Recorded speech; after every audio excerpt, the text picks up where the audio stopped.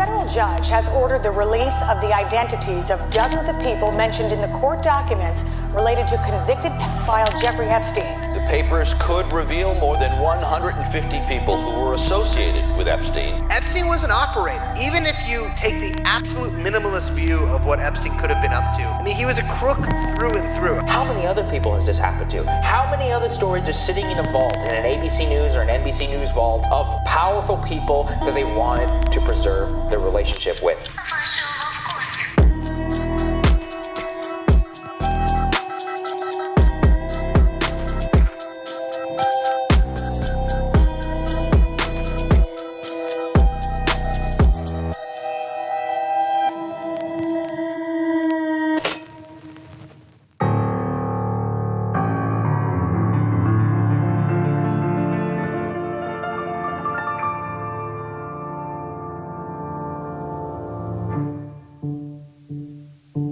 On the morning of December 5th, 2010, Woody Allen was photographed here with his wife and stepdaughter, leaving the Upper East Side mansion of New York financier and at that point recently convicted pedophile Jeffrey Edward Epstein. Over a decade ago, I doubt the average American had even heard the name Jeffrey Epstein. Yet, the 57-year-old had just gotten off house arrest for soliciting a minor for prostitution and registered as a sex offender only 3 months prior to the big celebration he was throwing for the Duke of York, and then fourth in line to the throne, Prince Andrew, as journalist Alexandra Wolf reported all the way back in 2011. While several of his guests that day, which included the ABC anchor George Stephanopoulos, CBS personalities Katie Couric and Charlie Rose, and comedian Chelsea Handler, have all expressed regret for not doing more research into their host, except for Charlie Rose, who was actually pretty close to Epstein and would even meet girls through him. All of these people were convening that day in a $77 million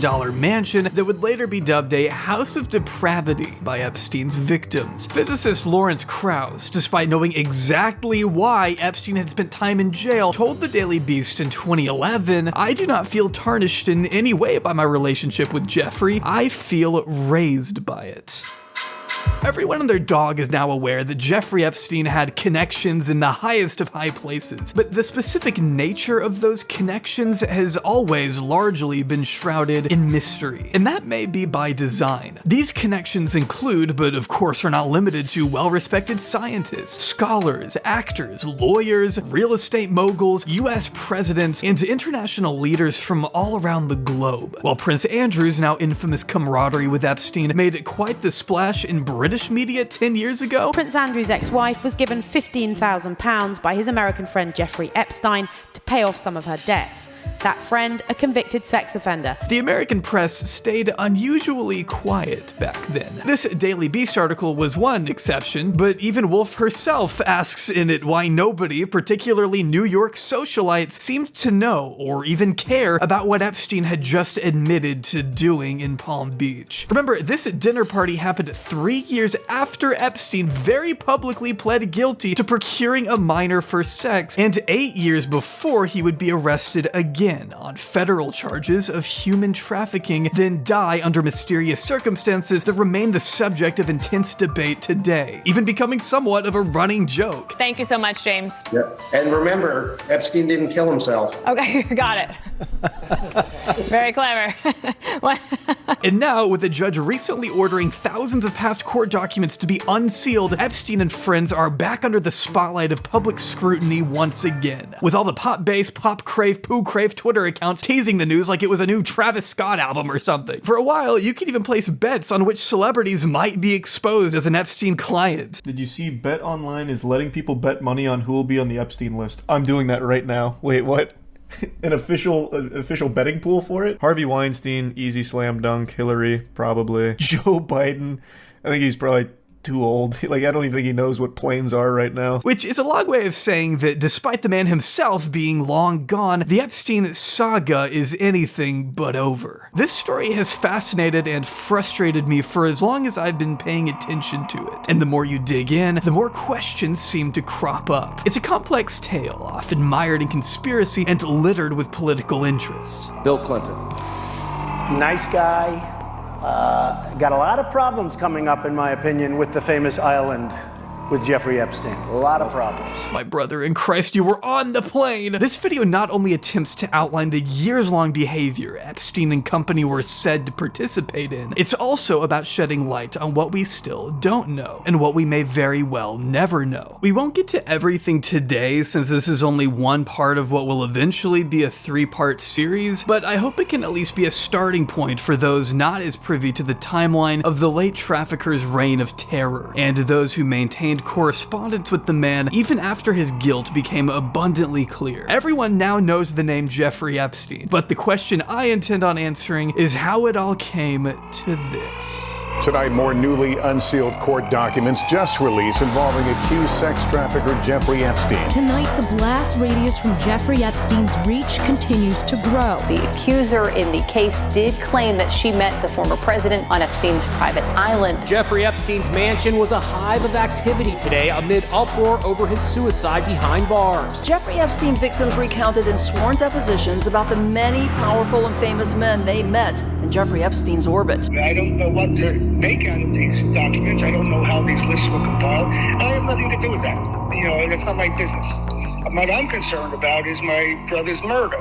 I'm talking about Jeff Epstein, the New York financier. Yes! We're talking about the same Jeff Epstein. No. Yes. No. Yes.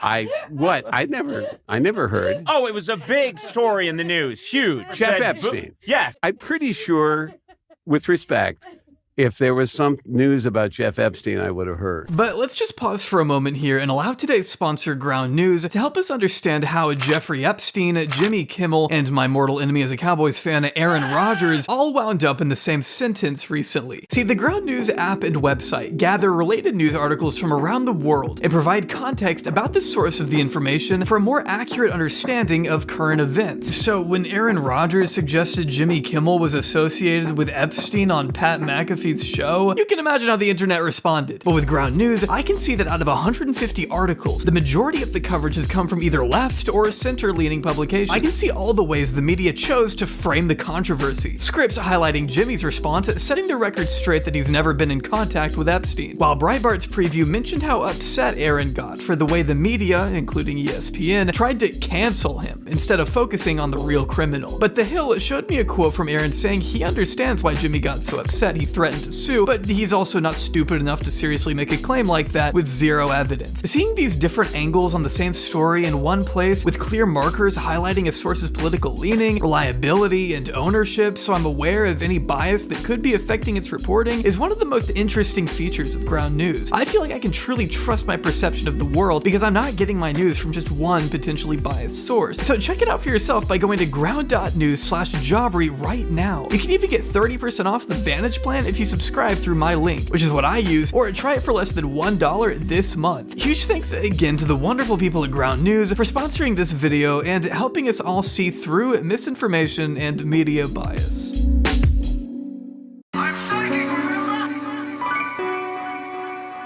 Lots of people doing lots of hard work, and hard work didn't translate into success either. It wasn't what you're doing or how hard you work. And what I learned in Dalton later is lots of it, in fact, turns out to be not necessarily who you knew, but who you came in contact with. One of the most robust biographies of Jeffrey Epstein we have was written by his own legal defense team following his initial indictment in Palm Beach, handed over to state prosecutors in 2007 by one of Epstein's lawyers, who also made sure to attach a smug, handwritten note that read, "Enjoy some fun reading on your defendant." Obtained in 2019 by the Palm Beach Post, the generous wording of this thing should be entirely expected. I mean, it was written by his defense team after all. It glowingly recounts all the times Epstein lent a helping hand to the people around him, and includes testimonies of former girlfriends Eva Anderson and Ghislaine Maxwell. Being sure to mention that the reason Epstein has shied away from becoming a parent is because the demands of his business would not allow him the kind of time and presence needed to be a good parent. I'm sure that's what it is. To back up a little here, it also notes that Epstein was born in Coney Island, Brooklyn, New York in January 1953. Jeffrey and his younger brother Mark were raised in a middle-class environment by their two parents, Pauline, a school aide, and Seymour, a groundskeeper for the city of New York. It's always mentioned that he liked to play the piano and that he did so well academically that he was able to graduate Lafayette High School 2 years early when he was just 16, before going on to study math and physics at the Cooper Union for a few years. Epstein never graduated, but he did transfer to NYU, where he would also not graduate. So the natural question becomes, how did a two-time college dropout get a job teaching math at the prestigious Dalton School the same year he left NYU behind? After all, the Dalton schools produced a number of notable alumni, including Chevy Chase, Anderson Cooper, Sean Ono Lennon, and specifically while Epstein was there, Prudence Murdoch, daughter of Fox News founder Rupert Murdoch, and actress Jennifer Grey, according to NPR. The New York Times reports that the school's headmaster at the time Epstein was hired was Donald Barr, who, fun fact, is the father of William Barr, the U.S. Attorney General under Trump, who you may know for being in charge of the DOJ when Epstein died in custody decades later, which is just one of the many strange tidbits we'll see throughout this story, like the fact that Donald Barr once wrote a book called Space Relations, about a planet ruled by oligarchs who engage in child sex slavery. So I'm glad that's something I know, and now so do you. As former Dalton social studies teacher Susan Semel told The Times, Barr was explicitly looking to hire teachers with less conventional backgrounds in the field. And while Epstein was about as unconventional as it got, he was barely 21 years old, had no experience in the world of education. I mean, he's a two-time dropout and would show up to school wearing fur coats and gold chains that would dangle in front of his grossly exposed hairy chest. I'm sorry for the mental image, but I think it's worth illustrating here in detail. His tenure at Dalton, though, wouldn't last long, according to the interim headmaster, who alluded to Epstein's lack of effectiveness. If you ask his students what they thought about the eccentric instructor, the consensus seems to vary. Some described him as caring and attentive, while others recall a clear inappropriateness about the way he conducted himself. It's also been reported that he'd attend student parties where underage drinking would occur, to the point that it would become widely talked about among the school. Epstein's bizarre behavior even made it all the way up to the headmaster that replaced Barr, Gardner Dunnan, whose attorney has since told The Times he denies being aware of any concerns of Epstein's conduct. It's also worth noting that Dunham himself was later accused of sexually assaulting a 14-year-old. Epstein may have been out at Dalton, but he sure wasn't down on his luck, struggling to find his next gig either. Ever since the beginning, one of his few talents may have been his ability to suck up to the gaggle of powerful people in his vicinity. Robert Couturier, an interior designer who knew Epstein during the 80s, told Vanity Fair in 2021 that Epstein was a flatterer, with a woman named Leon Koppel telling the Miami Herald to give Jeff credit. He knew how to woo people, how to schmooze, and she would know her father, Ace Greenberg, is the one who gave Epstein a job at Bear Stearns, a now failed investment bank on Wall Street. Greenberg, a Bear Stearns chairman who was reportedly introduced to Epstein through Dalton, was clearly fascinated in the young teacher and saw great potential for him in the economic world despite his lack of experience in, well, anything that wasn't sniffing the farts of the most powerful people in the room. Something I find odd is that Epstein miraculously kept finding himself in these highly desirable job positions when he was less than qualified to fulfill them. He was a lackluster candidate at best, yet he was still, for some reason, being paid by billionaires like Leon Black extraordinarily well, better than most money managers would have been getting paid, in fact, begging the question, what exactly made Epstein so uniquely appealing to these people? I mean, they could have hired anyone in the world to do a better job for a way lower rate. It doesn't make sense. But Black and Greenberg weren't the only fans of the underqualified 20-something. Even the future CEO of Bear Stearns, James Kane, was happy to take Epstein under his wing during his time at the firm, as Time magazine reported that Epstein worked his way up from a lowly junior assistant to a floor trader before becoming a limited partner in 1980. The same year, Cosmopolitan crowned him Bachelor of the Month, with this little magazine snippet that claimed the 27-year-old talks only to people who make over $1 million a year. If you're a cute Texas girl, write this New York dynamo at 55 Water Street. All I can hope now is that no Texas girl actually did that. He left the next year to start his own thing, but continued trading with Bear Stearns until their collapse in 2008. Around the time Epstein was experiencing somewhat of a collapse of his own, but don't worry, he'd still have plenty of ways to move massive hordes of money around all the way up until his death. But let's just put all of that to the side for a second. First, talk about one of Epstein's more lucrative connections he made up until this point. A peculiar little character by the name of Les Wexner, whose real-time net worth hovers around a humble $6 billion, is the 86-year-old founder of a global retailing empire. Launching the clothing company The Limited all the way back in 1963, Wexner went on to make a series of business acquisitions that allowed his influence to expand exponentially over the following decades. He acquired Victoria's Secret in 1982, Abercrombie & Fitch in 1988, Bath & Body Works in 1990, and by 2003, Fortune magazine considered Limited Brands the most admired specialty retailer in the world. And at that point in time, Wexner's financial manager was none other than Jeffrey Epstein. His ties to Columbus native Wexner have been brought into the national spotlight.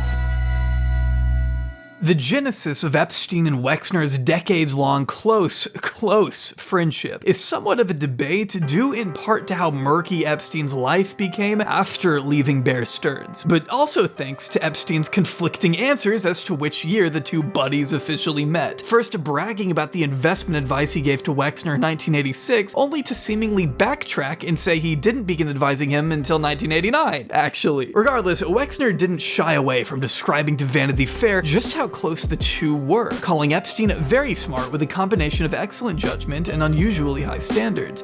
Whatever that means. But then again, this was his, quote, most loyal friend, at least in 2003. And I know you may be wondering, hey, this was years before Jeffrey Epstein got publicly exposed as a serial sex trafficker, so is it really that fair to criticize the guy if he didn't know Epstein was bad until at least 2008? And I might agree with that, if Wexner hadn't been so personally involved with the man to the point where Epstein reportedly told a friend that Wexner knows everything about me. He knows every experience I've had. With Vanity Fair also noting that Wexner was warned hundreds of times by Robert Meister, who originally introduced the two men, to drop Epstein after learning about his sexual proclivities before 2008. But it wasn't just Meister sounding the alarm bells. Harold Levin and Jerry Merritt, who both worked for Wexner, told Vanity Fair they too warned their boss of Epstein's shadiness. Yet despite it all, to this day, Wexner denies knowing anything about his former best friend's criminal behavior, telling employees he was never aware of the illegal activity and would never have guessed that a person I employed more than a decade ago could have caused such pain to so many people, even though he would have known exactly that. In fact, I find it basically impossible for Wexner to not know that his, quote, most loyal friend had been going around and lying to women about his relationship with Victoria's Secret by falsely labeling himself a modeling recruiter, according to one police report, which also included the claim that Epstein had groped model Alicia Arden in 1997. And that's not to mention when a year prior, an artist named Maria Farmer reached out to authorities claiming Epstein had assaulted her while working on Wexner's Ohio property. She filed a police report, but somehow Wexner never caught wind of any of that, I guess, and didn't cut ties until 18 months after charges were brought against Epstein in Palm Beach. In fact, Epstein not only remained Wexner's power of attorney for almost 2 decades, he also served as a trustee on the board of the Wexner Foundation, oversaw the construction of his super yacht, and even drafted a prenup for Wexner and his wife. And if that wasn't enough, Wexner would reportedly sell Epstein a Boeing 727 for $10 million in 2000, and also allow Epstein to take possession of his multi-million-dollar Upper East Side mansion for the low price of free, which is a long way of saying that there's a special place in the afterlife for Mr. Wexner. While we're on the subject, one of the greatest mysteries surrounding Jeffrey Epstein to this day is where he acquired the massive fortune he used to bankroll his decades of international criminal activity. He's usually referred to in the news as a billionaire, but we really don't know how much money he exactly had at his peak. Prosecutors in 2019 estimated he had a net worth of at least $500 million, but the fact that we have no definitive explanation for where any of that really came from should infuriate everyone watching this. Now, Wexner is commonly speculated to at least be in part responsible for the digits in Epstein's bank account. After all, he did claim Epstein misappropriated vast sums of money from him and his family only after his, quote, most loyal friend's arrest, of course. But even if Epstein ripped off one of Wexner's charities for a quick and easy $46 million, that would barely account for the rest of his gargantuan wealth. So naturally, people are kind of forced to just guess. Some of the current acting theories have to do with blackmail, which we will explore in part 2, money laundering, and his possible connection to one of the largest Ponzi schemes in American history. There's a little gap in the resume we've discussed so far. After working for Bear Stearns and before becoming Les Wexner's appointed hatchet man, Epstein began his own consulting firm, working as a bounty hunter in his own words to help clients recover stolen money, which further brought him into contact with some very rich individuals, claiming he wouldn't do business with anyone not a billionaire, even brushing elbows with members of international governments, as Vanity Fair wrote in that 2003 article. Maybe this is why law enforcement discovered a mysterious passport after a raid on his home in 2019, which exhibited Epstein's image next to a fake name and a noted place of residence in Saudi Arabia. I promise we'll get to the Ponzi scheme thing in a second. Okay, we're almost there. His lawyers at the time said he needed this fake ID for protection as a Jewish person traveling regularly to the Middle East. Why was he going to the Middle East, you ask? Well, one of Epstein's clients at this time was identified by journalist Vicky Ward as Adnan Khashoggi, who, among other things, was a middleman in the Iran-Contra scandal who helped smuggle cash for the Marcos family out of the Philippines. During his travels overseas is where Epstein was reportedly introduced by alleged arms dealer Douglas Leese, known for his involvement in a multi-billion-dollar weapons deal between Saudi Arabia and the United Kingdom, to American businessman and future convicted fraudster Stephen Hoffenberg. Hoffenberg, over the next several decades, would spend 18 years behind bars for his involvement in a $475 million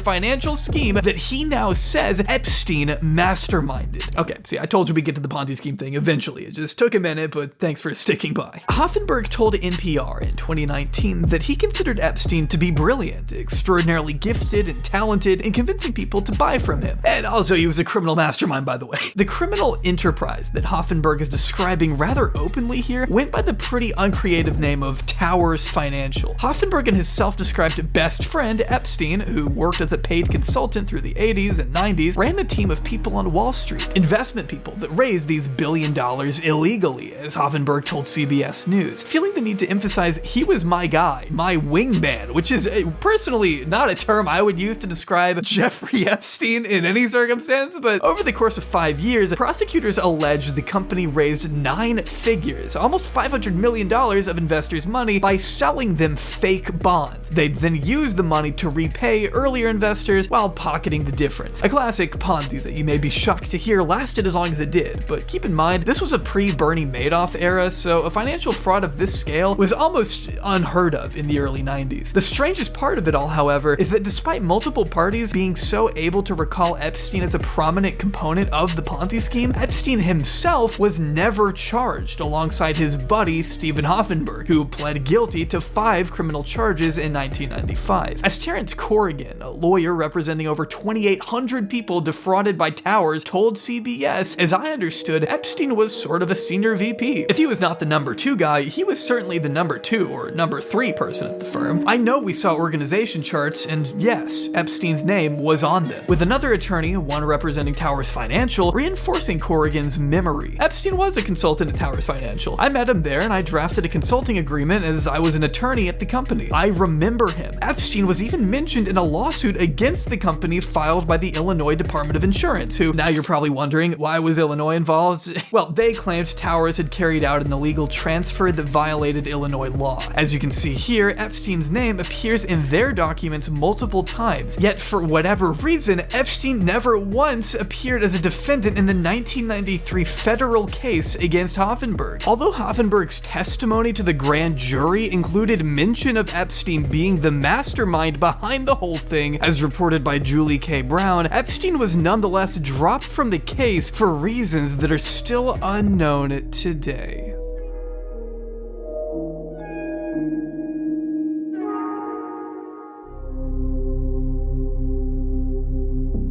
While Hoffenberg was awaiting a jail sentence, Epstein was busy frolicking around the White House and schmoozing power brokers at dinners and events like the White House Historical Association fundraiser in 1993, which included such beautiful guests as Clark Clifford, a man responsible for establishing BCCI in the United States. BCCI, which we definitely don't have enough time to dive into here, was an international bank used to transfer dark money between international governments later found to be involved in a litany of shady activity ranging from money laundering to illegal weapons sales to human trafficking. Clifford himself had charges brought against him that would be dropped not because prosecutors thought he was innocent all of a sudden, but because of Clifford's poor health the same year that he attended this fundraiser with Epstein. Frankly, the idea that a man accused of helping to facilitate one of the biggest Ponzi schemes in American history could avoid prosecution and immediately pal around with some of the wealthiest and most powerful people in the country at an exclusive White House fundraiser is enough to turn anyone into a conspiracy theorist.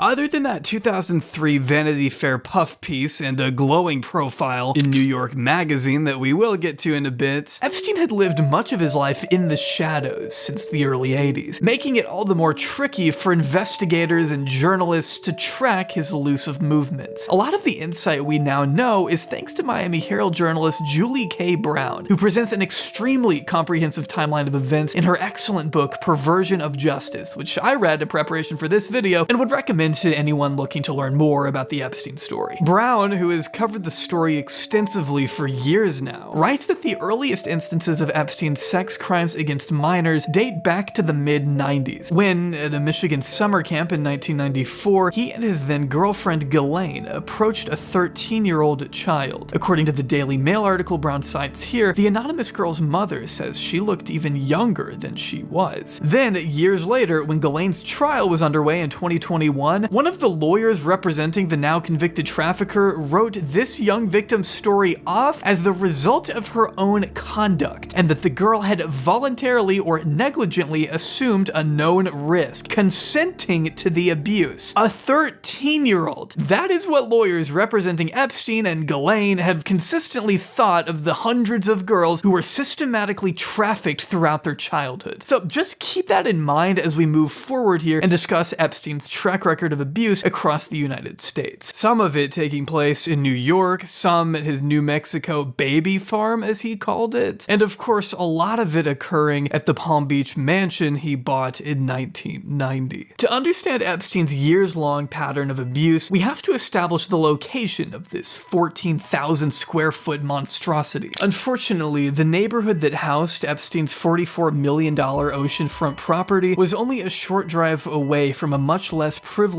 area of Palm Beach, Florida. Testimony from even more victims prove he explicitly sought out girls from broken families, girls who were either homeless or on the verge of homelessness, those who came from tragic backgrounds wrought by addiction, suicide, and abuse already, girls who lived in trailer homes and were in and out of foster homes, girls who Epstein knew would not be taken seriously by the legal system, a prediction that his infamous plea agreement years later would ultimately prove right. And just a fair warning, a lot of this video from here on out will be discussing what victims experienced at the hands of Epstein and his associates, so if that's something you're unable to listen to, I completely understand, and just wanted to make it very clear before we get into any of the details. Throughout the mid-90s to the early noughts, Epstein would employ several tactics to prey on girls who primarily attended Palm Beach Gardens High School, Lake Worth Middle School, and Royal Palm Beach High, which the Palm Beach Post named Ground Zero in Epstein's operation. One of those girls was Michelle Licata, who was just 16 years old when she was approached by a friend at school in the days leading up to Christmas, 2004. Michelle, who recalled to ABC working at a supermarket and being strapped for cash at the time, was looking to earn some money in order to buy her family gifts for the holidays. According to her friend, all Michelle needed to do was massage an old guy and she'd get $200. This made Michelle curious, and because she was led to believe the massage would take place in a professional environment similar to the spas she had seen in the past, she obliged. It was only on the drive there that Michelle realized they weren't going to a professional facility. They were going to a house. And after finally arriving outside a sprawling mansion in a neighborhood she had never seen before, her friend hastily remarked that the man who lived inside might ask her to undress during the massage. Before she knew it, Michelle was whisked inside and led upstairs by several other women she had never met to a cold, dark bathroom where she was forced to encounter Jeffrey Epstein, lying face down on the massage table, talking on the phone. In that moment, Michelle was lost, confused, and left all alone with a man old enough to be her father. She then goes on to recount how Epstein molested her, noting that his face was enough to terrify her for the rest of her life. After the incident was over, Epstein paid her $200 and asked her to deliver another $100 bill to the friend who had brought her there. She got back in the car and told her friend what had happened, to which the friend responded, "Oh, that's okay. He tried to do that with my other friend too," as Michelle told Brown. Interestingly though, as Michelle told ABC, there were in fact other adults present at the estate. Gardeners, butlers, housekeepers, etc. It's just that they did nothing, as if they were used to seeing such girls come and go all the time. And as everyone knows now, that was the case. He did this frequently. When Palm Beach police began interviewing teenagers in 2005, they were astonished at what dozens told them about Jeffrey Epstein. Every girl that meets Jeffrey starts off with giving him a massage. The more you do with him, the more you make. Basically, if you take off your clothes, you're gonna make more. If you let him do things to you, you're gonna make more. I did it naked, but I wouldn't let him touch me or anything like that. So after that, he's like, you know what? He's like, listen, I'll pay you $200 for every girl that you bring to me. She's like, oh, do you need to make any extra money? I'm like, yeah. She's like, okay, I can give you, like $200. It's this older guy in Palm Beach. He gets a lot of massages from girls. That was really, that's all she told me. He asked me to take my shirt off, so I took my shirt off, and that's how that was it. Did you ever take your panties off and be completely nude? Every now and then, yeah. It's like a train. It's like, I introduce them to all my friends, she'll bring her friends, and then will bring her friends. It goes on and on. Having underage girls come to his house to abuse was like a constant need for him, which unfortunately drastically impacted the trajectory of these young girls' lives. One victim by the name of Carolyn, who was abused by Epstein starting in 2001, testified in court that she had become addicted to pain pills and cocaine in an effort to block out the abuse she endured at 14 years old. She claimed to have visited Epstein upwards of 100 times growing up, and that she was at his Palm Beach residence multiple times a week for years. Carolyn tragically passed away of a fentanyl and methadone overdose in October 2023. Although police were able to identify a little over 30 victims in 2015, Julie Kate Brown later discovered through her own research around 80 girls abused by Epstein just in Palm Beach alone. And those are only the ones we know about. Considering the wealth and the powerful connections Epstein would use as leverage over his young victims, it's no surprise that these girls were reluctant to speak with anyone about what had happened to them. Some, like Michelle, didn't even tell her parents until the police came knocking at her door a year later. Even now, there are victims who understandably don't want their identities out there. One anonymous woman in particular outlined these feelings to ABC in 2019. "I almost felt scared to talk. Like, was I going to get in trouble? Did I do something wrong that I could be arrested? I was young. I had blamed myself for all these years. I was definitely scared to talk." But that's not to say some girls hadn't been talking from the beginning. Farmer says she reported the assault to the FBI,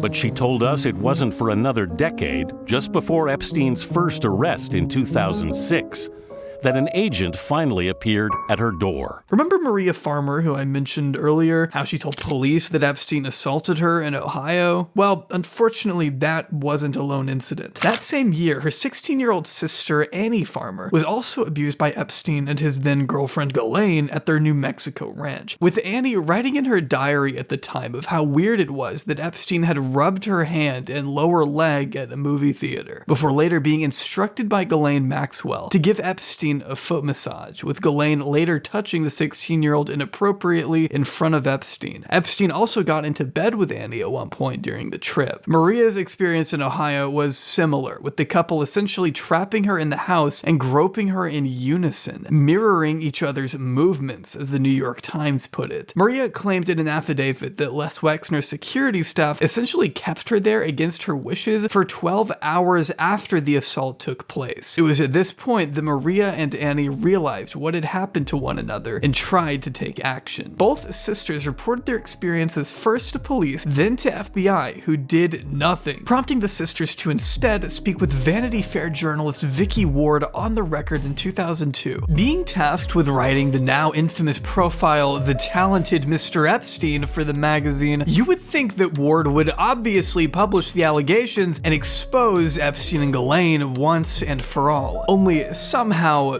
that didn't happen. Sure, the article did briefly reference Epstein's affinity for, quote, mostly young girls, among a sea of other breathtaking quotes used to humanize the man, such as, quote, Epstein is charming, and, quote, many people comment there is something innocent, almost childlike about Jeffrey Epstein. Making sure to hammer home the generous $25 million donation he had just made to Harvard for the creation of a mathematical biology and evolutionary dynamics program in Epstein's name. The article made zero mention of the allegations Ward had been told by the Farmer sisters. Since the release of this article, the blame for this little blunder has been pointed at numerous parties. Ward blames Vanity Fair's then editor-in-chief, Graydon Carter, for succumbing to Epstein's intimidation tactics and not including the allegations out of a combined lack of sympathy for the victims and that he actually believed Epstein's story over theirs. While Carter has referred to Ward as a serial liar, Isaac Chotiner offered an extensive analysis of the claims made on both sides in his article last year for The New Yorker. I would highly recommend checking it out in full, along with Ward's two responses, to get the full story of what happened, but it ultimately boils down to a massive he said, she said. It's true that Carter does have a reputation of repressing stories in the past, and seems pretty biased toward Epstein, according to transcripts released by Ward, but it should also be noted that Ward herself went on to write two more controversial pieces on Epstein. One in 2011 that praises Ghislaine pretty heavily, and another in 2008 where she describes Epstein as, quote, perfectly charming, as he has been to me for years now, telling him over the phone, well, I guess you and I have a history by now, huh, Jeffrey? To which he responded, you know how many girls say that to me?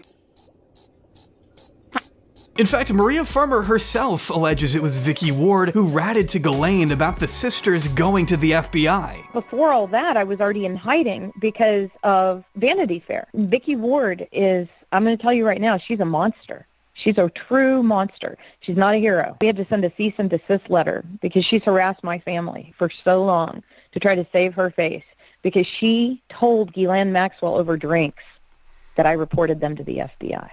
Can you believe that? Holy shit. And so this was in 2002. But wow. In 2000, no, please, I cursed my head off. She, for a year, promised us our safety. For a whole year. And see, I didn't meet with Graydon. I met with Vicky. And so Vicky's the one that's responsible here, because she was the person who promised us our safety, and she promised us that she would protect the story, right? Since then, she calls and threatens, I own your story. I can write your story if I mean, she's a real piece of work. Those at Vanity Fair had a responsibility to do right by Epstein's accusers then and provide a voice for the voiceless in 2003. But because they didn't, Epstein was able to continue his pattern of amusing girls for years. One thing I can assure you, though, is that this wasn't the last time Epstein's accusers would be given the cold shoulder by the media. In 2019, shortly after Epstein's death, a leaked video would make the rounds online depicting ABC journalist Amy Robach expressing disdain for the network quashing an exclusive interview she conducted with Epstein victim Virginia Giuffre years before the sex trafficker was ever arrested on federal charges. On a hot mic, Amy can be seen here telling her off-screen producers during a commercial break that she had the story 3 years ago, and that the network offered a myriad of excuses as to why they wouldn't air Virginia's story back in 2015.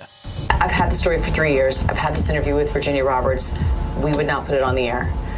First of all, I was told, who's Jeffrey Epstein? No one knows who that is. This is a stupid story.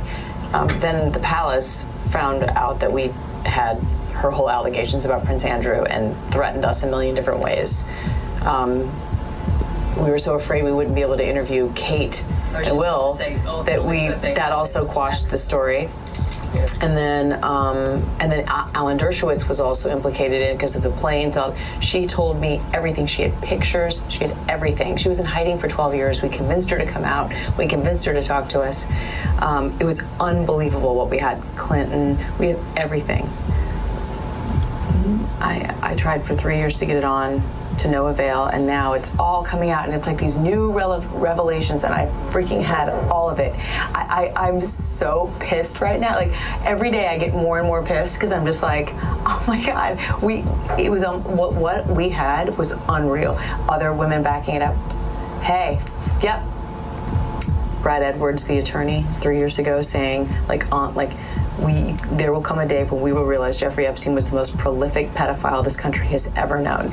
And I had it all 3 years ago. A big factor here seemed to be Queen Elizabeth's son, Prince Andrew, whose name you likely associate with Jeffrey Epstein already. It's true the two have been photographed together on numerous occasions. He did say in a hugely infamous interview after Epstein's final arrest that he weirdly did not regret his friendship with the sex trafficker, which is an insane thing to say, before stepping back from his royal duties in the wake of some pretty understandable outrage. Amy, though, says that it was partly the royal family who applied pressure on the news outlet after learning what Virginia's allegations were. As subsequent court documents reveal, Virginia stated under oath that Epstein and Ghislaine began trafficking her in 2000 when she was still a teenager, and that she was instructed by the pair to have sex with Andrew on 3 separate occasions in New York, London, and on Little St. James Island in 2001, claiming she was paid $15,000 in at least one of these instances. Somehow, as Business Insider recently reported, this allegation was not considered pertinent by the judge in this defamation case Virginia had brought against Epstein and Ghislaine. Despite this, widely circulated photos showing a 17-year-old Virginia standing next to Prince Andrew and Ghislaine Maxwell just hours before one of the assaults, according to Virginia. But because ABC chose not to air any of this in 2015, these claims were not made public until 2019, to which Buckingham Palace immediately denied just before Prince Andrew made probably one of the biggest PR mistakes I've ever seen in my entire life. This utterly painful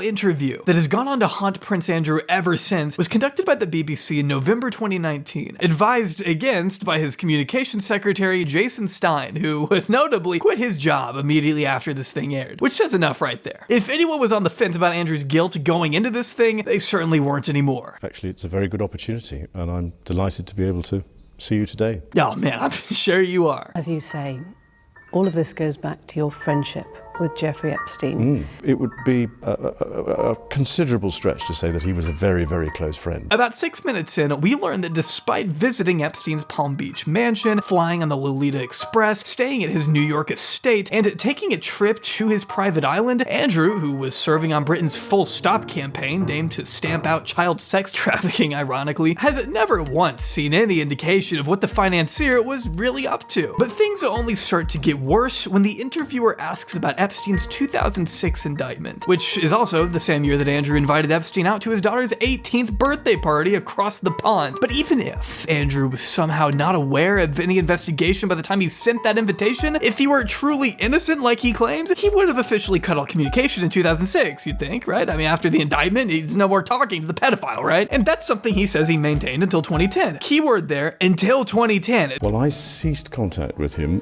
after I was aware that he was under investigation, and that was later on in 2006. And I wasn't in touch with him again until 2010.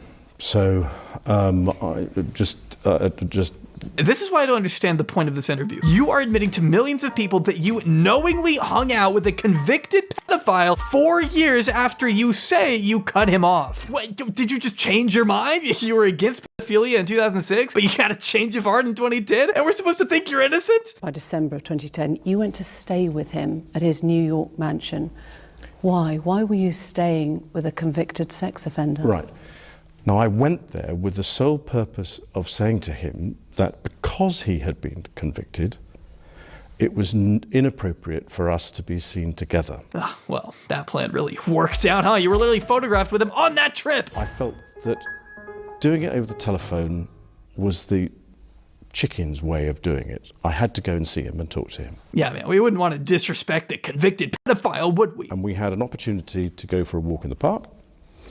And that was the conversation, coincidentally, that was photographed, which was when I said to him, I said, look, because of what has happened, I don't think it is appropriate that we should remain in contact. Prince Andrew thinks you are stupid enough to believe that someone just happened to snap a picture of him during the exact moment he was telling Epstein, hey man, you're a pedophile, we can't hang out anymore. Now, does anyone on the face of the earth believe that? You let him throw you a party with all those guests I mentioned earlier. We decided that we would part company, and I left, I think it was the next day. Yep, just had to get one more night in at the pedo palace, huh? He didn't go into any great depth in the conversation about what I was doing, or what he was doing.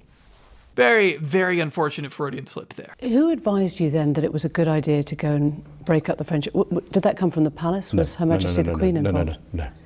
You can tell he's extremely careful in this interview not to implicate the rest of his, well, slightly important family. Almost like he knows he massively messed up and probably did some heinous things behind closed doors, which again begs the question, why did he agree to this interview? I mean, don't get me wrong, I love it. I wish everyone involved with Epstein did an interview like this. I keep going, Andrew, this is great. He threw a party to celebrate his release, and you were invited as the guest of honour.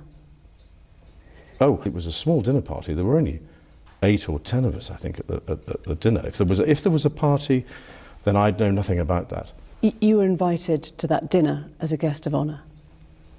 Well, I was there, so there was a dinner. I don't think it was quite as you might put it, but yeah, okay, I was there at a dinner, yeah. Okay, let's say it was a dinner, okay, you moron. It doesn't matter. It doesn't matter how many people came. You were still having a ball, yucking it up with your friends, the sex traffickers. You said you went to break up the relationship, and yet you stayed at that New York mansion several days. I'm wondering how long... But I was doing a number of other things while I was there. But you were staying at the house of a convicted sex offender.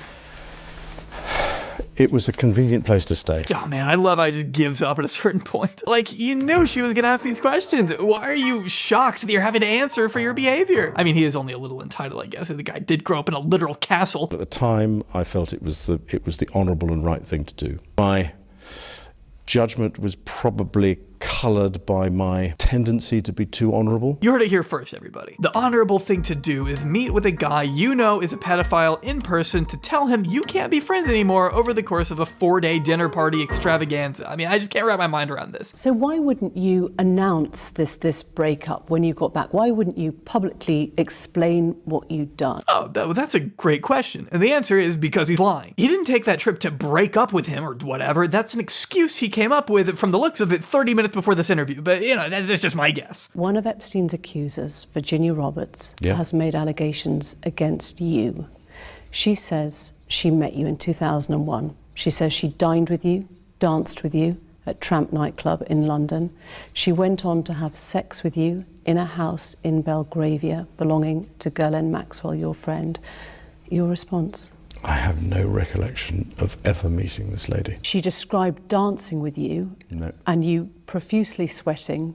I have a peculiar medical condition, which is that I don't sweat, or I didn't sweat at the time, and that was, yes, I didn't sweat at the time, and it's only because I have done a number of things in the recent past that I'm starting to be able to do that again. So I'm afraid to say that there's a medical condition that says that I didn't do it, so therefore...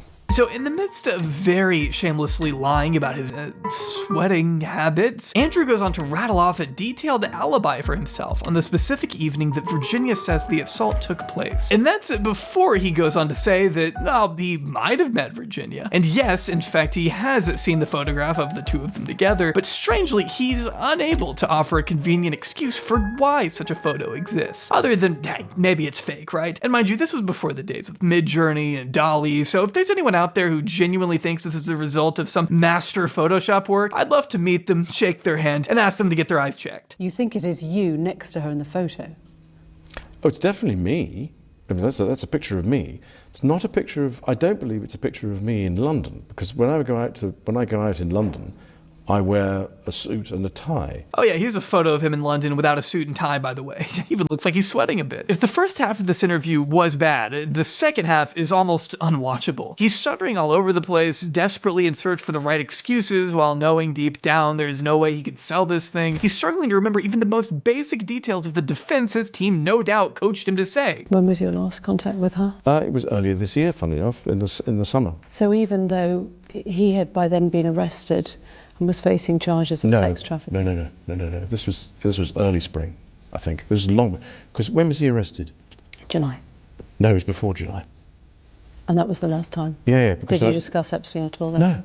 No, actually, funnily enough, no, not at all. It's just an awesome way to end it. So when did you see Ghislaine? This summer, after Epstein got caught?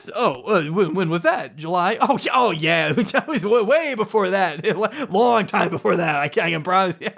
Now, I'm sure you already knew, at the very least, that this interview existed. I mean, it's one of the most infamous pieces of television as far as I'm concerned. But what you may not know is that in response to Andrew's claims, Virginia spoke out in her own interview with the BBC the following month. In it, she recalls in vivid detail the traumatizing encounter with the prince, and that all she could remember at the time was that she had just been abused by a member of the royal family. These powerful people were my chains, adding, he knows what happened, I know what happened. There's only one of us telling the truth, and I know it's me. Over the following years, Virginia would file a lawsuit against Andrew specifically, accusing the prince of sexual assault, leading Andrew to hire the same lawyer who went on to work with none other than Colleen Bollinger just last year. But by February 2022, Andrew was forced to pay Virginia an out-of-court settlement, possibly, reportedly, financed in part by the Queen of England herself, who is also said to have contributed millions to her son's civil suit against Virginia, according to the Daily Telegraph. But Virginia's story doesn't end with Prince Andrew. In fact, an entire handful of Epstein's buddies were also implicated in the deposition released in 2019, along with a 139-page memoir written by Virginia, linked in the description below in full. If you take the time to read through all of it, you'll be presented with a first-person account of life inside Epstein's trafficking ring, and how she was first approached by Ghislaine Maxwell as a teenager, assisting her dad over the summer at Mar-a-Lago. With her hopes set on one day becoming a massage therapist, Virginia worked near the spa and would often read books on anatomy when business was slow. Virginia describes her first encounter with Ghislaine as follows: a lovely-looking woman in her late 30s who spoke with a proper English accent approached me. I assumed it was a general question like, where's the ladies' room, and was that a fancy model from so-and-so? But she was more interested in the book I was reading. Only believing at first that we were just making small talk, she was really intrigued by my choice of reading. She then asked if I do massages on the side, and I stated I was only reading the book and had not yet begun to study, but one day I would love to practice massage therapy. It wasn't long after that Ghislaine would mention this rich guy who happened to be looking for a massage therapist. Turning her down at first on account of her own inexperience in the field, Virginia eventually ended up accepting Ghislaine's contact information and couldn't wait to tell her dad the good news. We both thought this could be a wonderful opportunity to get my accreditation in massage therapy, she wrote. Seeing that it was a lady in her late 30s who came off as more of a nurturer rather than a procurer, neither of us saw any reason to be hesitant, which I think perfectly encapsulates the way Epstein and Ghislaine would weaponize these girls' personal aspirations against them. They knew exactly how to manipulate the desires and interests of their victims to extract what they wanted. What started off as this exciting chance to pursue her dreams turned into one of the darkest periods in Virginia's life. But it was supposed to be, a massage therapy.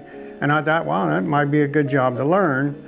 And when I met him, he was just in jeans in front of his mansion and just seemed like a regular guy. I had no idea what was going on.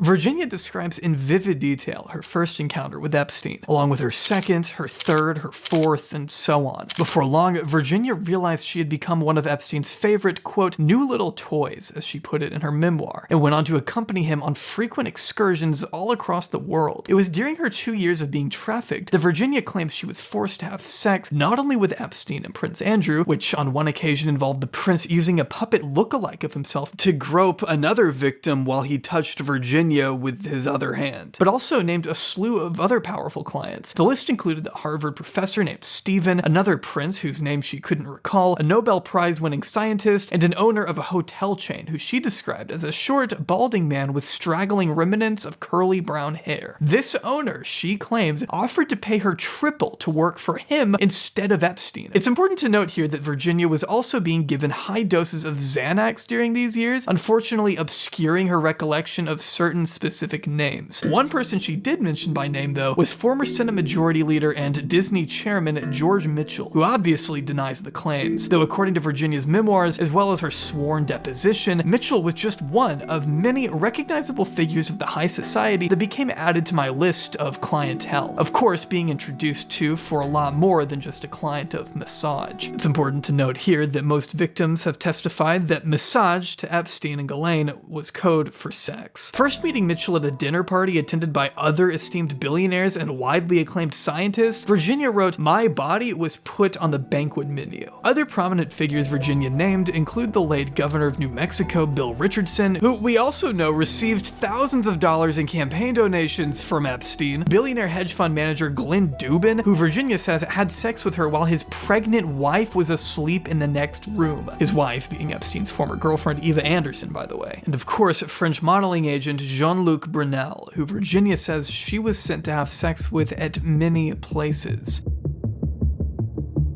But one man Eileen Ford does associate with in Paris is this man, the head of Karen Models, one of the largest and most prestigious agencies in the country.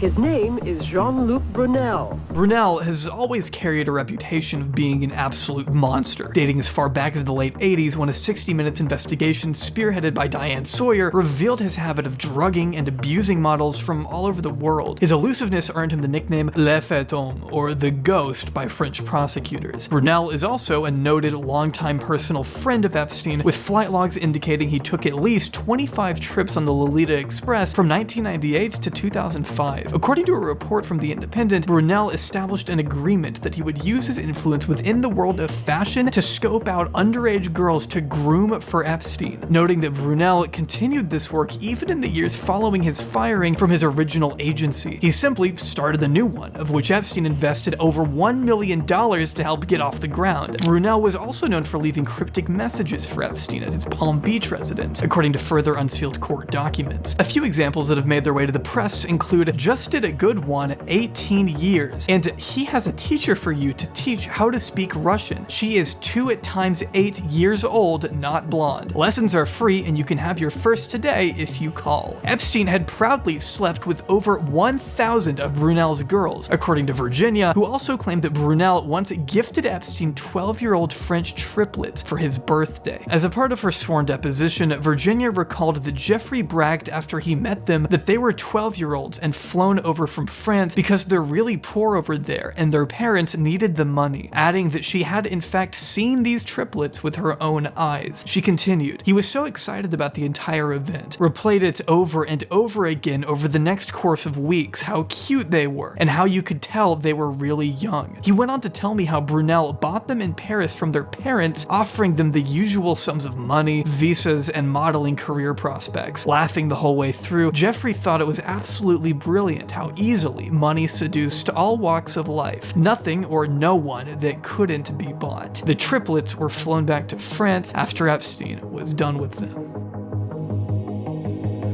Brunel, unsurprisingly, denied all allegations in 2015, but following Epstein's arrest 4 years later, a new French investigation was launched into the disgraced modeling agent, and in December 2020, Brunel was finally arrested, taken into custody on charges of rape, sexual assault against minors, sexual harassment, criminal conspiracy, and trafficking human beings. While awaiting trial in February 2022, the 76-year-old Brunel was found hanging in his prison cell, dead.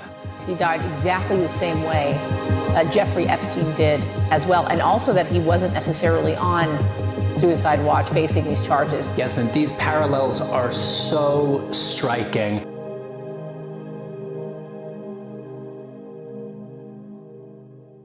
Virginia saw a lot of famous people during her time with Epstein, one being Les Wexner, who she said she had sex with possibly more than 5 times, according to unsealed court documents. Some additional names Virginia mentioned were MIT professor Marvin Minsky, who she says had sex with her on Little St. James Island, billionaire Tom Pritzker, and of course Simpsons creator Matt Groening, who she claims to have given a foot massage during a flight to Los Angeles, recounting how she almost threw up at the shape of his feet. Writing in her memoir, "He had yellow crushed rusty toenails that even someone with a chainsaw would have had troubles cutting through. And then there was the fluffy balls of leftover pieces of sock wedged between the crevices of his sweaty toes. In return, he allegedly compensated her with a drawing of Homer and Bart Simpson made out to her brother and father. Amidst the vast sea of names implicated by Virginia, however, there was one very notable person that stood out among the rest. I don't really know why you like to defend these high-profile clients. Do you regret it at all? And did you ever see anything untoward about Mr. Epstein? Alan Dershowitz is a criminal defense attorney who has spent much of his life teaching at Harvard in between representing the most controversial figures he could find. He began his career defending 3 far-right terrorists accused of planting a bomb in the Manhattan office of Emprisio Saul Hurok, successfully getting them off before helping to get another certified good guy off the hook a couple years later. For those of you listening right now, I can't see the screen, it's O.J. Simpson. He was O.J. Simpson's lawyer in 1995, and would go on to provide his services for Mike Tyson during his rape case, Donald Trump during his first impeachment, where he argued it's not illegal for Trump to bribe the Ukrainian president, and was also Harvey Weinstein's lawyer, despite insisting on the view what a big supporter of the Me Too movement he was. In his 6 decades of being a public figure, Dershowitz has also argued in favor of torture during the Iraq War, wrote about lowering the legal age of consent to 16, went to extreme lengths to deny tenure for pro-Palestinian professor Norm Finkelstein after a heated debate the two of them had on Israel, and is actually set to defend the state of Israel against allegations of war crimes at the International Court of Justice sometime in the near future. And of course, he was also the lawyer of Jeffrey Epstein, of whom he considered at one point to be a good friend. In fact, when asked if he'd still be close to Epstein in the event the financier could no longer afford legal counsel in 2003, Dershowitz replied, "Absolutely. I would be as interested in him as a friend if we had hamburgers on the boardwalk in Coney Island and talked about his ideas." What ideas? When he was writing his book, he told Vicky Ward that the only person he'd send drafts to outside of his immediate family was Jeffrey Epstein. Ward also notes that Dershowitz was thrilled to meet none other than Prince Andrew at Epstein's Manhattan residence one time, even letting the prince hang out in the back of his lectures. I'm thrilled that all these papers have come out. I urged them. I went to court. I asked for everything to come out because I knew that I had done nothing wrong and the papers would exculpate me. I want to make sure every single document comes out. The public has the right to see everything. Virginia Giuffre first accused Alan Dershowitz of sexual abuse in a 2014 sworn affidavit, claiming under oath that she was forced to have sex with the professor on at least 6 separate occasions, even appearing to get physically sick as she tried to describe the alleged encounters to attorneys. The first time she ever met the Harvard professor, Virginia said on the record, was at the office of Epstein's Manhattan home, which we know from the Vanity Fair article Dershowitz was known to visit. While she stresses it's hard for her to remember things chronologically, she says she is able to recall the most recent time she had sex with Dershowitz, which allegedly happened on an airplane in Massachusetts, as well as the first time in Epstein's bedroom minutes after the financier had left the room. Dershowitz walked in, and Virginia claims they had sex on a red velvet chair. Afterwards, Epstein asked Virginia if he enjoyed it, to which she told him yes. She also claimed that Dershowitz participated in sexual activity in a black limousine involving herself, Epstein, Dershowitz, and another young girl on the way to Dershowitz's house. Virginia also emphasized just how aware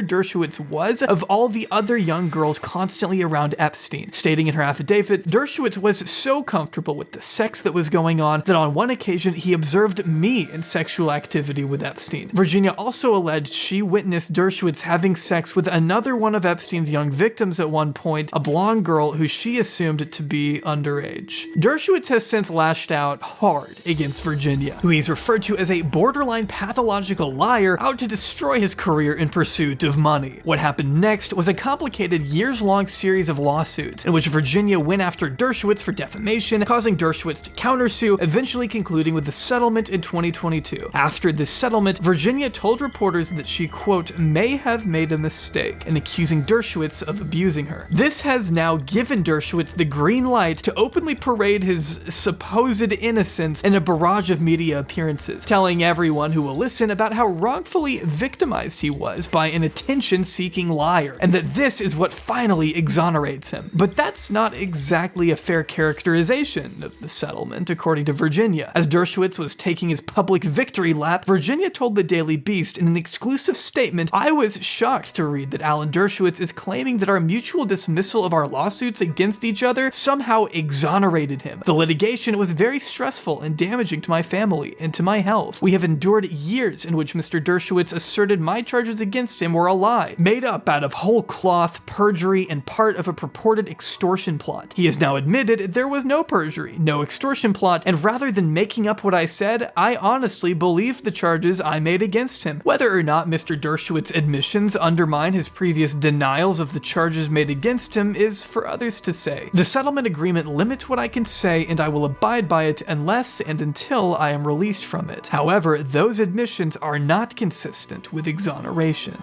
I can tell you she is still a prostitute. She is selling false stories now for money about me. Do you have any concern calling her a prostitute when she was victimized at such a young age by this wealthy man? She was not victimized. She made her own decisions in life. But at the age of 15, some would say that's a little young and that she was taken advantage of. I'm talking about the age of 19. Look, that's between her and the federal government and the people that she claims victimized her. For what it's worth, I think it should also be said that Virginia had in fact told several people about Dershowitz being involved with Epstein's operation years before her affidavit. And for Dershowitz's part, it would seem he was totally fine with a friend of his making a quote-unquote joke about Epstein housing young girls in 2014. Virginia also reiterated to the Daily Beast that Mr. Dershowitz sued Mr. Boyce, her lawyer, for charging Mr. Dershowitz with participating in Epstein's sex trafficking and other misconduct. Mr. Boyce did not retract any of those charges, but Mr. Dershowitz nevertheless dismissed his claims against Mr. Boyce. That too hardly seems like exoneration. And if that's not enough, another Epstein victim, Sarah Ransom, also accused Dershowitz of having sex with her while she was being trafficked by Epstein. To this day, Ransom has never retracted her allegations against Dershowitz. All the feminist groups and the radicals who think this is the worst thing in the world,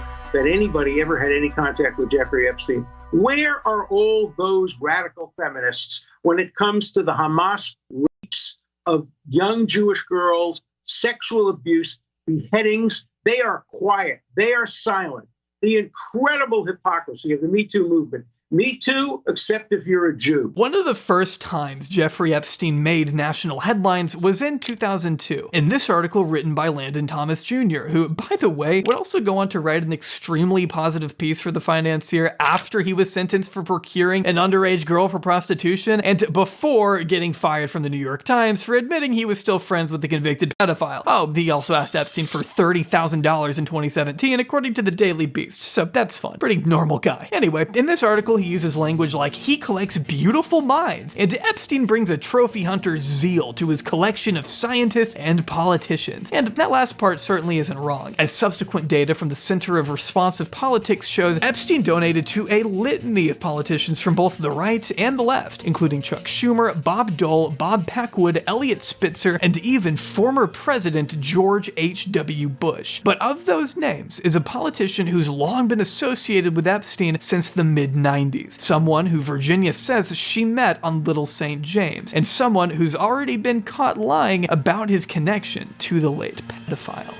Newly released Jeffrey Epstein court filings revealing more alleged ties to many people, including Bill Clinton. Epstein was hanging around the 42nd president as early as 1993, a month after he was sworn into office, according to visitor logs provided by the Clinton Presidential Library. Epstein and Ghislaine visited again in September of that year after Epstein made a $10,000 donation to help refurbish the Oval Office, according to this letter from Bernard R. Meyer, the VP of the White House Historical Association, thanking Epstein for his generous contribution. Overall, it's been reported that Epstein visited the Clinton White House a grand total of 17 times, accompanied by 8 women, 4 of which being former girlfriends, according to these logs, which show that Epstein popped in and out of the White House twice in one day on 3 separate occasions, though there seems to be no stated purpose for any of these visits. Clinton also attended a 3-hour private dinner hosted by former Revlon owner Ron Perlman, and other elites in Palm Beach in 1995, a meeting that Clinton had not mentioned until a 28-year-old newspaper snippet obtained by Snopes confirmed it. In the wake of the Epstein story being revitalized by his arrest and death in 2019, Clinton has taken very conscious steps to distance himself from who he once called a highly successful financier and committed philanthropist. After all, Epstein's own lawyers asserted in court documents that Epstein was part of the original group that conceived the Clinton Global Initiative. A fun fact about the Clinton Global Initiative, by the way, is that they once endorsed the Terra Mar Project, an environmental NGO with the self-stated goal of conserving, protecting, and improving oceans, seas, and coastlines. Who founded the Terra Mar Project, you ask? Great question. Let's check it.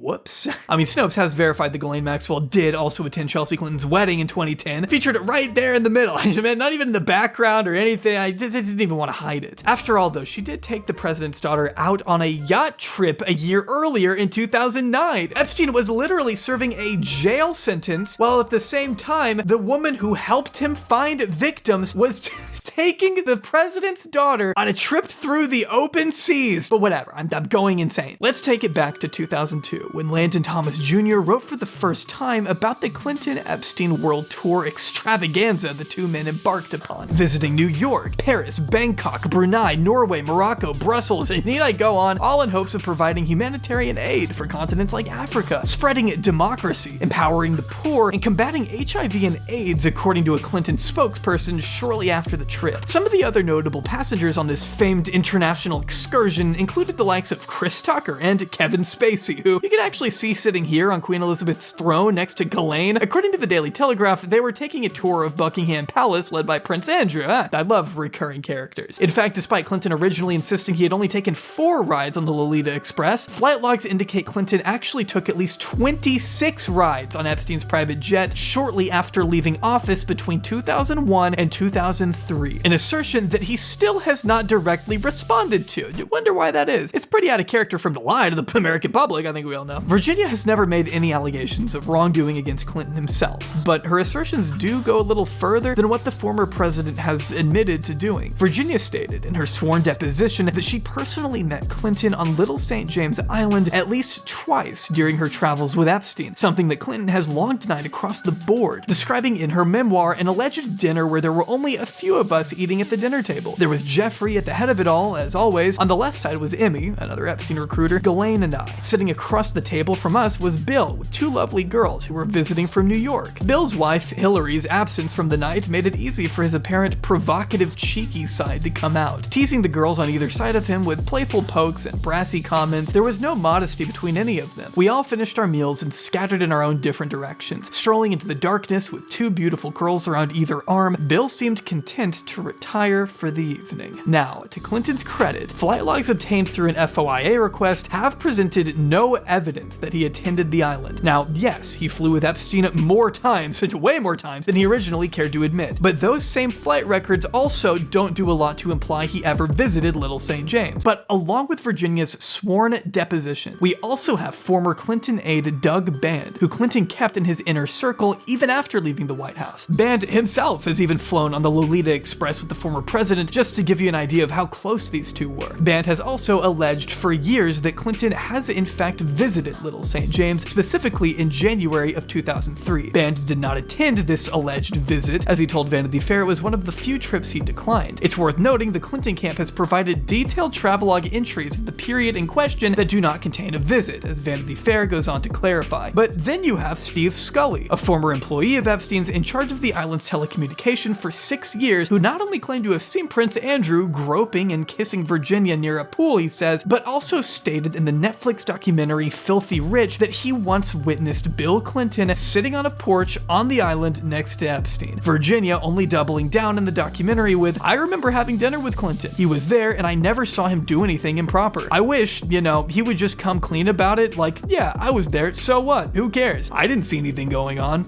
Any comments on the alleged allegation of your connection with Jeffrey Epstein? No.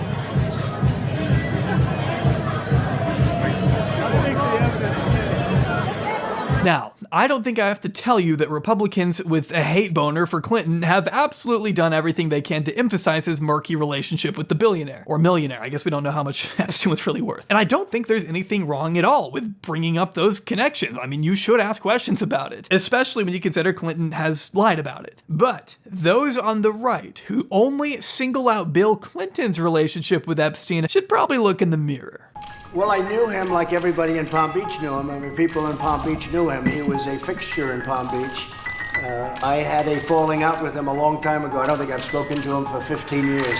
As Landon Thomas wrote in his New York Magazine profile, Epstein likes to tell people that he's a loner, a man who's never touched alcohol or drugs, and one whose nightlife is far from energetic. And yet, if you talk to Donald Trump, a different Epstein emerges. I've known Jeff for 15 years. Terrific guy. Trump booms from a speakerphone. He's a lot of fun to be with. It is even said that he likes beautiful women as much as I do. And many of them are on the younger side, no doubt about it. Jeffrey enjoys his social life. Sorry for doing the voice, I couldn't quote him and not do the voice. This quote, which again dates all the way back to 2002, is remarkable considering what Trump has said about Epstein more recently, assuring journalists in 2019 from the White House that I was not a fan of his. That I can tell you. I was not a fan of his. So was he just being a fake friend all along then? You were fake for 15 years? You said he was a good hang. Alan Dershowitz, who of course represented both men in court, told the New York Times that in those days, if you didn't know Trump and you didn't know Epstein, you were a nobody. I didn't even know this until researching this video, but apparently Epstein liked to say he was the one who introduced Donald Trump to Melania. According to Vanity Fair, which also reported in 2021 that Ghislaine kept up to 16 of Trump's phone numbers in the infamous Little Black Book. She would also invite the future president to dinners and events all over the state of New York, their most infamous get-together being caught on this now widely circulated video of an extremely coked up looking Trump clapping and dancing and whispering into the ear of Epstein, who he's not a fan of by the way. The pair standing in front of a swarm of young models at a private Mar-a-Lago party and seem to be having a grand old time. I'm sure you've seen the video, but what you may not know is that the same year this was filmed, Trump and Epstein held another private party in Palm Beach where 28 women were in attendance. The only men at this party though were Trump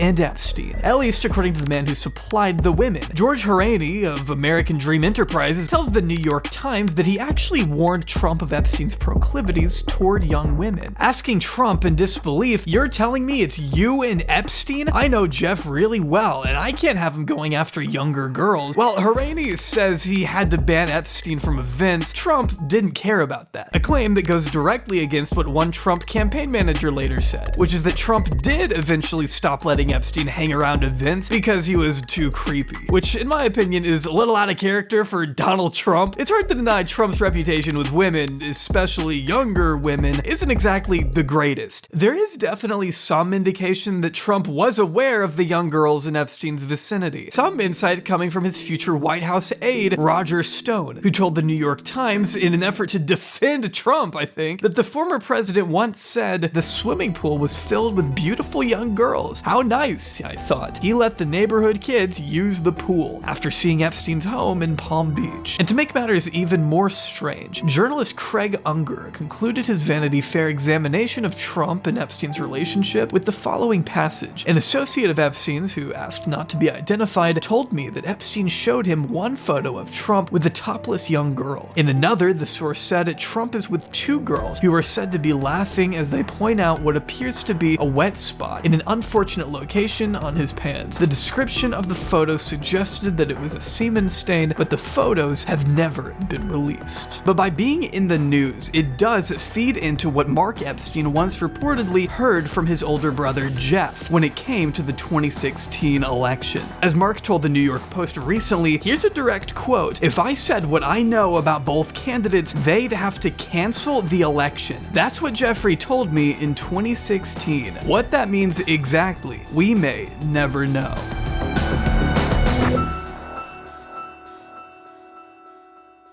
The two New York natives wouldn't stay friends forever though. While the exact reason for their split is still uncertain, it seemed to happen around 2005 when Epstein threatened to sue Trump over his purchase of a 65,000 square foot property Epstein had set his sights on, which was also once owned by Les Wexner, by the way, another fun fact. The thing never actually went to court, but it's been reported that Epstein himself once theorized that it was actually Donald Trump who tipped off local police in Palm Beach as a kind of retaliation for the threat. Sure, we know Trump is a petty guy, but authorities ultimately began looking into Epstein because of what young girls in the community had been saying. Unfortunately for them, the efforts of these prosecutors would tragically prove pretty feckless.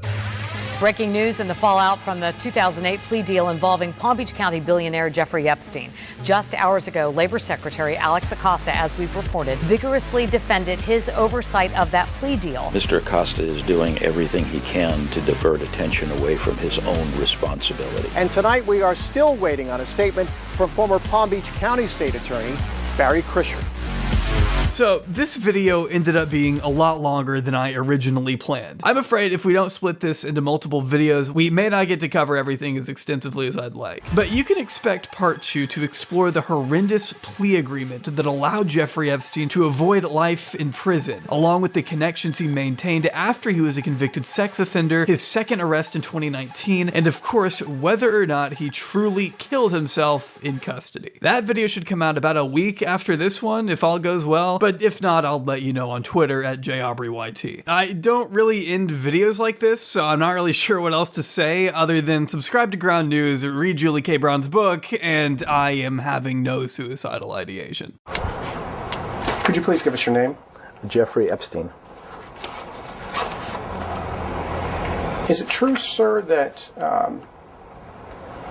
you have what's been described as an egg-shaped penis? Your penis is oval-shaped and claim when erect it was thick towards the bottom but was thin and small towards the head portion and called it egg-shaped. Those are not my words, I apologize. But as Mr. Critton has stated that this is a... I'm willing to continue.